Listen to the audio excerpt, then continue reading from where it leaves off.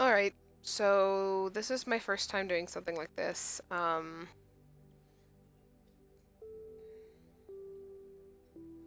Welcome to my nightly vlog. Panther does one, I've decided to do one, and I decided to call it Confessions of a Sugar Addict.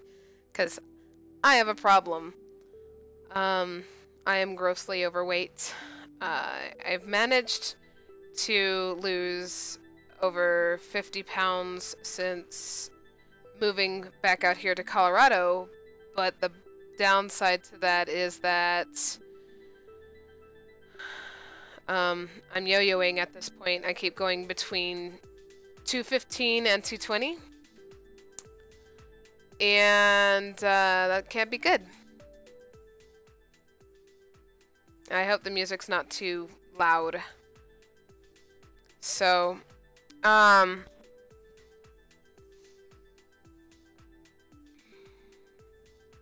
so many things to talk about, and I don't even know where to start. So yeah, I'm worried right now a lot about weight issues, and how to correct that, because it's like, I know how to lose weight, but it's hard to do, if that makes sense. It's hard to stick with it, especially when you are on a budget or you're kind of broke and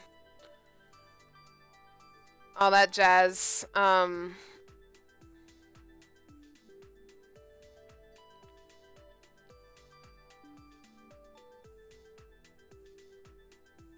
have a lot going on right now. 2 years ago, my beloved husband Panther, if you guys have watched his videos, thank you so much. Really appreciate it. I don't know if I'm switching over to Twitch yet or not. At the moment, I'm still streaming to YouTube because I think that's just better. Let's see. Let's start with the recent stuff. I won the statewide championship for karaoke competition. I'll take off my glasses so you can actually see my eyes and not my glare. I won a statewide karaoke competition. I won first place. I sang New Attitude by Patti LaBelle, and I did a really good job, and got a one-way ticket to, well, not one-way, I should say that. I got a ticket to Las Vegas, paid for and everything. I went out. I had a great time. In fact, actually, it was during my anniversary weekend with my beloved Panther, and we had a great time while we were there. Unfortunately, I completely bombed when I got there, and that was soul-crushing. I'm not exactly spring chicken anymore. I'm kind of an older woman. A lot of the YouTubers that I look up are a lot younger than I am. So it's just really hard when you have a dream and you don't know if you're ever going to accomplish it. I kind of started off a little late. And that's rough. That's hard. So, we got back, and I kind of felt like my dream died. Shortly after that, I was in a musical, Little Shop of Horrors. I got cast as Ronette because for some reason I'm always cast as the black woman. I don't know why that is. As you can see, I am very, very pale of complexion, so while I was in the middle of a show, I got a text message from a friend, panicked, asking me if my friend Oz was okay because she had heard that he had a stroke. And I called my husband. I said, I heard that he had a stroke. I need you to check to see if he's okay. I'm in the middle of a show right now. I got a text message just before intermission was over saying that he had a stroke and that he was in the hospital. And I managed to get through the rest of the show without breaking down, but afterwards I was just so terrified for my friend. Turns out it's something called a TIA, which is a trans-ischemic attack. It's kind of like a stroke, but it's kind of more like a mini stroke. You still have the same symptoms, but it's acute. It's not caused necessarily by the same thing that causes a stroke, which is a blockage to your brain, which is basically your brain starving to death. So he recovered from that, and he recovered really well from that. And we ended up spending a good, I want to say about 2 weeks with him over at his house. And we're trying to figure things out, and Panther and I are trying to help him out as best we can, and we're getting to a point where we're realizing that we may not be able to help him the way that we want to. And that's hard. That's rough. That's really rough. It's stressful. We just recently got back home, and I get to spend time with my puppies and my darling husband. And it's nice to be home. It's relaxing, and I get to be myself because there's certain aspects of my life that my friends, certain friends, not all of them, but some friends wouldn't approve of. And so being home, I'm allowed to kind of kick up my heels, so to speak, and do my thing and be happy while I'm doing it. And I'm just, there's lots of things about me I'd like to change. And there's lots of things about me that I have not done anything about. When I first started the weight loss, oh, there's my Gabby. She's back there. Hi, baby.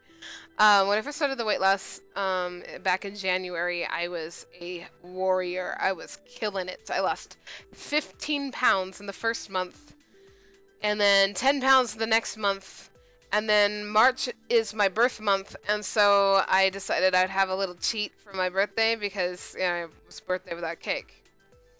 And I could not get back from that. I could not recover. I tried, but I was just, it's really, really hard to do.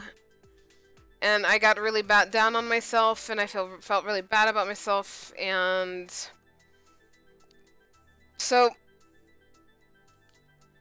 here's the really interesting thing about sugar. Some people, like me, have something that's called a sugar intolerance. I don't know if any of you heard about this, but I did a little bit of research. So, as you know, everyone's genetically different, and some people are sensitive to certain things and some people aren't. Well, my family has a sensitivity, I guess you could call it, to sugar, in the same way that some people have a sensitivity to gluten, or they have a sensitivity to dairy, that kind of thing. That's not like life-threatening or anything, but in my case, my sensitivity will lead me straight to diabetes, and diabetes leads to a whole host of problems if you don't treat it properly. My mother had diabetes. She had it for several years. She had lots of different problems. She stopped having sensation in her feet. She stopped.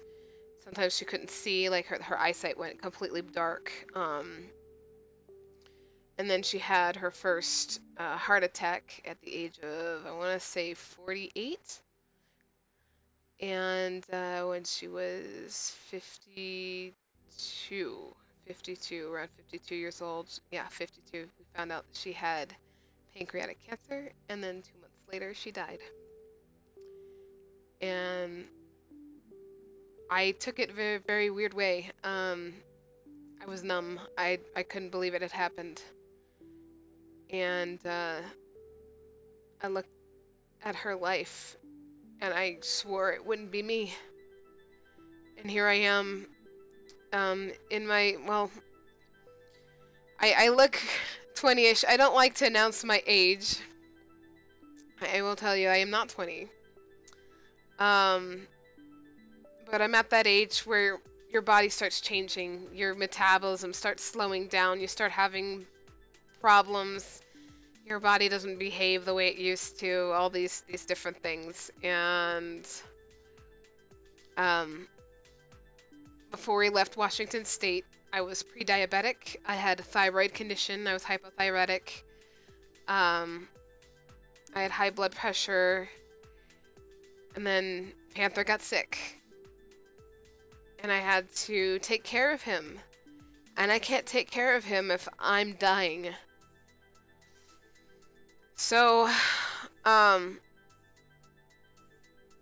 here I am, 8 months into the move, 8 months into this weight loss journey, and I keep telling myself it's about progression, not perfection. It's much easier said than done when you have very little money in the bank account. I do not know how to diet on a budget. It's true. I was talking to a very dear friend of mine. We'll call him Jack. And Jack told me that my desire to do straight vegetarian would be a really good diet for me if I supplemented it with the proper proteins, you know, like seeds and things of that nature. The thing about that is, a lot of people might wonder what my motives behind that are. I started this off by saying that I have a sugar sensitivity. You'll notice that somewhere around this part of the screen, there's this cute little tag that says Indigo Frog, Confessions of a Sugar Addict. I love sugar. I literally have withdrawals if I don't have it. I also have a sensitivity, like I said before, to describe what this sensitivity does, besides the obvious, you know, double chin. That's so pretty.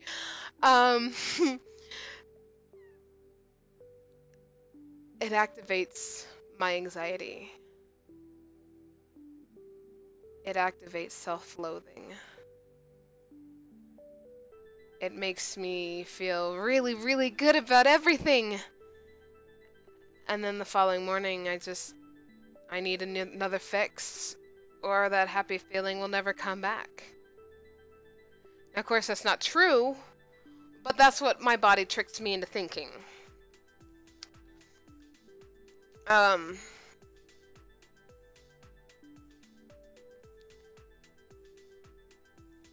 In 2010, I think it was, 2010, 2011, I had a very, very serious situation going on. I had something called gallstones, and gallstones are basically, so there's this cute little organ inside your body that helps produce something called bile. I know that sounds gross, but what bile actually does, it helps break down the fatty foods that you tend to eat. The problem is that when you do a lot of yo-yo dieting, such as I have, your body kind of does this big F you, and problems start happening. Well, in my case, the bile started hardening inside the gallbladder. It creates these little tiny stones, and these are actually, I mean, if you check this out, there's like an entire market for gallstones. I don't know why. They're supposedly really, really pretty.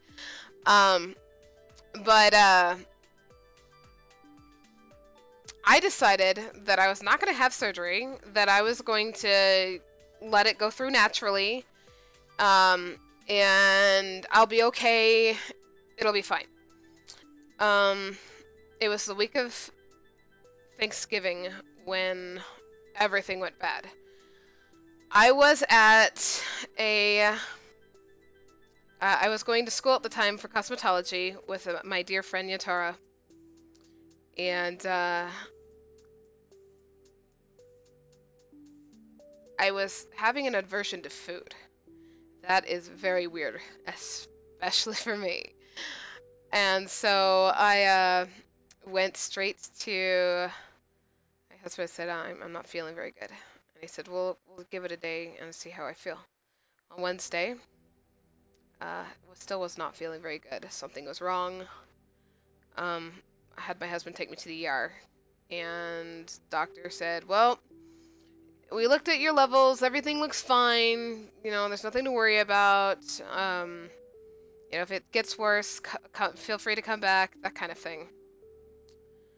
I'm sorry, I'm remembering my first gall attack that left me writhing in pain on the hospital floor. Gallstones are no joke. If you've ever had one, you know what I'm talking about.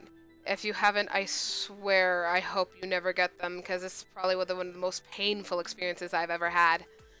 So, I went to the hospital with my husband. They said, no big deal, go home, you're fine. Following day was Thanksgiving, and I couldn't eat. Made this delicious looking turkey, I made stuffing, I made, you know, the works, and didn't eat anything. I had what my family calls, okay, so it's like this celery sticks with cream cheese on the inside and green olives on top and sprinkled with paprika. And we call them stuffies. So there's probably a more specific term for them, but we just call them stuffies. I could eat those because they were light. But the problem is because they were cream cheese, the fat in it activated my gallbladder, which in turn aggravated my gallstones, which sent me into a horrendous, like the worst gall attack I'd ever had in my life. I took 2 Percocets and I still felt the pain. It was how bad it was. So my husband, of course, races me straight to the ER, freaking out that I'm hurt, that I'm having trouble. And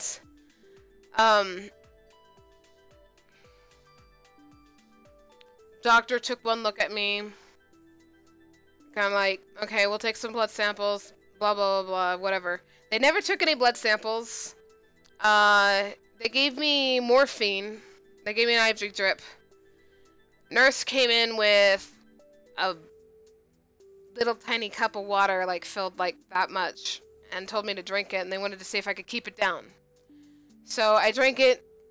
She said, well, we'll wait about 15 minutes. If you can keep it down, we'll discharge you, kind of thing. Well, like 7 minutes later, she comes in with the clipboard with like discharge instructions and whatnot. Barely made it out to the parking lot when I felt very, very sick. I had my husband pull over because I was pretty sure I was going to toss cookies. And managed to make it all the way home, and then proceeded to fire hose into the toilet. The toilet and I were married for about a couple hours that night. I must have had stomach issues at least 7 times. Was very weak, very tired the next day, and my mother knew something was wrong, and she was like, what's going on? And I told her, I've had this food aversion for about a week now. I went to the hospital, and they didn't believe me. The guy sent me home because I overate. You can't overeat if you've had nothing to eat all day. This is not scientifically possible, but he took one look at my weight and assumed it was because I overate. So my mother was like, what hospital did you go to? I told her, and a good friend of ours, Bear, Papa Bear, looked at me and said, look, we're going to go to my hospital, and we're not leaving until they find out what's going on. I said, okay. They brought me in there. They gave me morphine. They gave me the good stuff. And I froze. My body resisted really hard at first, and then I relaxed. I exhaled. Apparently, I talked about purple Oompa Loompas. It was a great time to be had by all, except, you know, the person who was in pain. But doctor knocks on the door and says, hey, I know it's good news and bad news. Good news is we know what's wrong with you. Bad news is your liver enzymes should never be over 25. Yours were at 750 to 1,000. My liver was failing, and that's why I wasn't eating. They basically decided that it was the gallstones that I'd had were moving, but one of them got lodged in the duct to my liver, and that was what was causing the problem. So they scheduled surgery for me, and I think I spent a total of 4 days in the hospital, 4 or 5 days. I can't remember, to be honest with you. It was kind of a blur. I have like triple scars down my belly and up to my belly button because of the type of surgery that they did. They came out halfway through the surgery to ask Panther's permission to stuff a tube down my throat to get to the gallstone that was stuck in my duct. And of course, he agreed, you know. The sweetest part of that whole thing is that Panther's birthday is on the 27th of November. And that particular year, his birthday was a couple of days after Thanksgiving. To my recollection, throughout this entire ordeal, Panther never left my side. He tended to only go out and eat and stuff of that nature when I was sleeping. And it was his birthday, and I told him to go out, have fun, you know, get together with your friends. You don't want to be stuck in a hospital with me all day, and he didn't leave. He didn't want to leave. I have such a good husband. I'm sorry. So, after this whole ordeal, the doctors told me that my eating habits would change. What usually happens after you get your gallbladder removed is either your body creates a lot of bile that you have to consistently eat because your body is consistently in digestion mode, or it doesn't make very much at all. I think I fall under category 2. Because eating certain foods make me sick. It was really bad the first year. Because it was kind of a... I'm sorry, hang on. Sorry about that. It was a transition. So...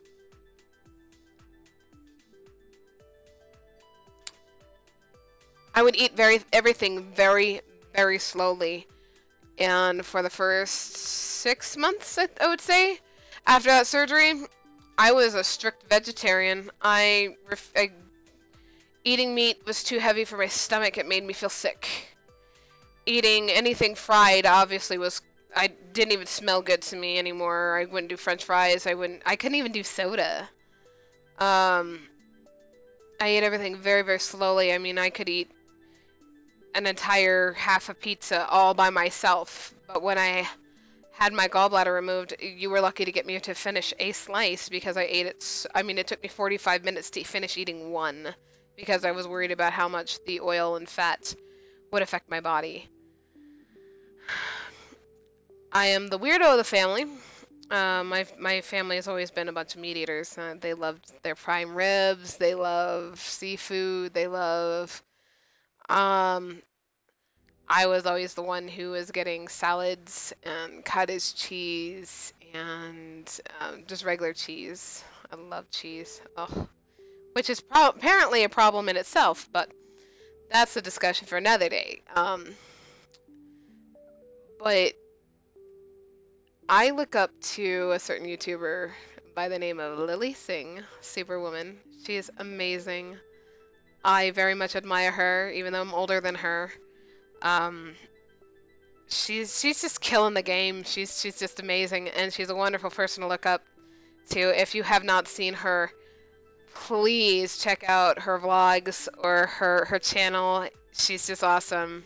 And I got her. She wrote a book recently. And by recently I mean a couple of years ago. And one of the things that this book said was, like, whenever you have like a negative feeling about something, you should like she suggests putting like positive post-its. So like and not like a don't do this kind of thing, but like in a positive way, you know, like instead of like get all your work done or else blah kind of thing, it's just like work is fun. So what I did is I have this, or at least I had, because like I didn't have a post-it, I had the cheapies. I had a post-it that I put on my fridge, and it says, "Salad makes me happy."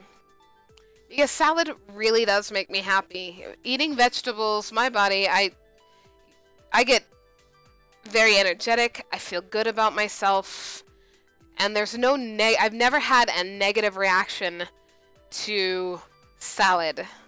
And by salad, I mean romaine lettuce, spinach, bell peppers, mushrooms, and yellow cherry tomatoes. Not regular cherry tomatoes because it's very acidic. And my body goes... I do very well with fish. I do very well with chicken, as long as I don't have it too often. But red meat is hard. It's something that I struggle with. And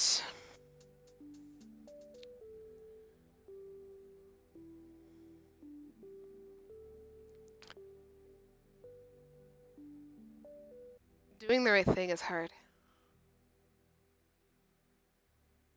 Doing the right thing is so hard. But I look at Panther. And Panther has always been a rock. He's always been my superhero. He's always been the strong one. And I look at him now and he is...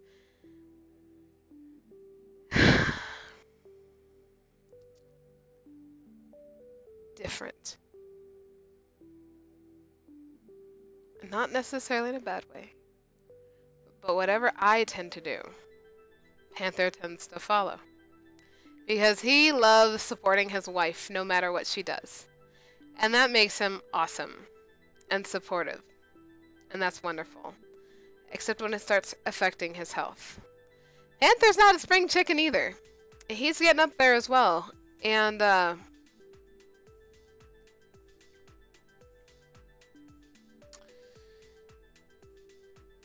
he's starting to get a bit of a tummy. And he's never had one before. And I know it's because of the types of foods that I bring into the house. And I can't let my mess affect him. But it's hard. Because you take a look at society, and there are rehabs for people, heroin addicts, there are people who, meth addicts, there are cocaine addicts, and all these people can find help if they really look for it. Sugar is not considered an addiction, but it is. I have to find a way to deal with this myself.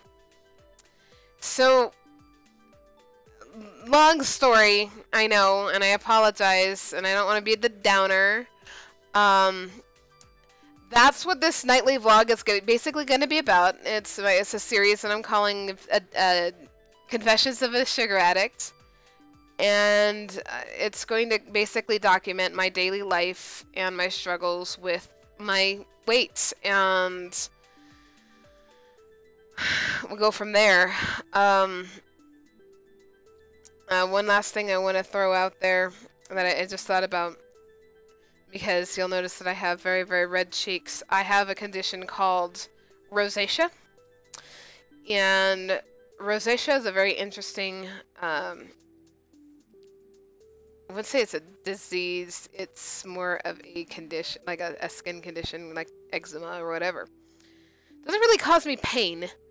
It causes me a lot of embarrassment because I flush very easily. I turn bright, bright red.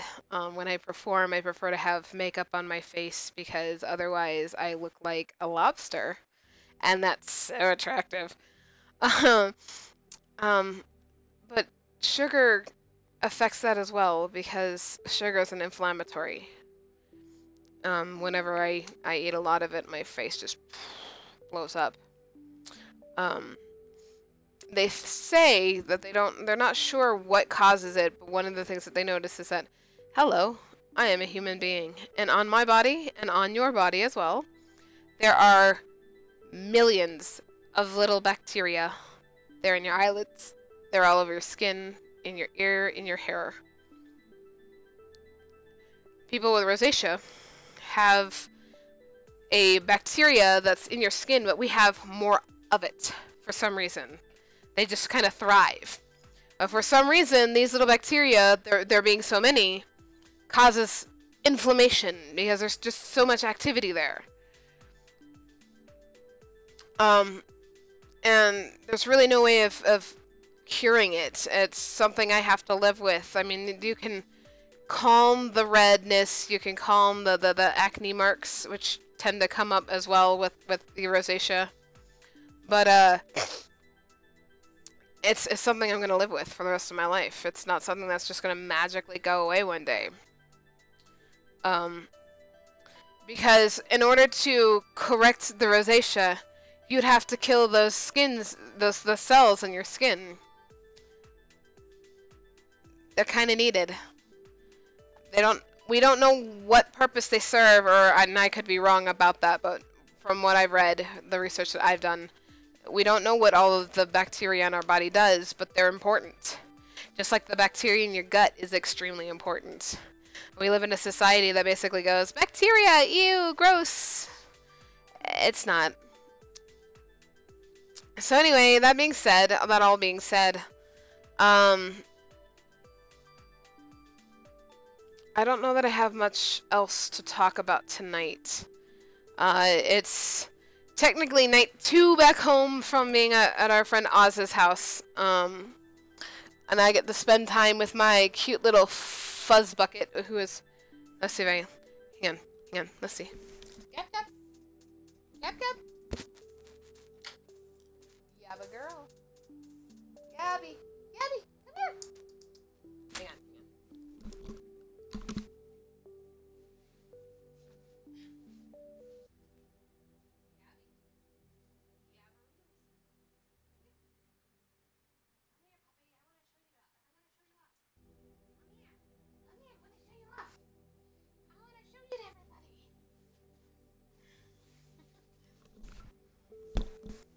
Hi everybody. My name is Gabby. I'm Mommy's special emotional support dog, which means I like to bark and give her kisses. She's good at her job. But being without this little girl for about 2 weeks was almost more than I could bear. And she is the cutest little black Pomeranian ever. At least, you know, for me. All you owners of black Poms, you know what I'm talking about. They're special. They're super special. But I gotta let her know that she's loved and appreciated. And I just wanted to show her off a little bit too, because she's like, besides Panther, one of the best things that ever happened to me. And I'm gonna cuddle this little girl. And I will catch you guys later. This is Indigo Frog. And Gab Gab. Say bye-bye, Gabby. Bye-bye. Bye-bye. Bye-bye. Gribbit, everybody. Have a great night. Thank you for watching.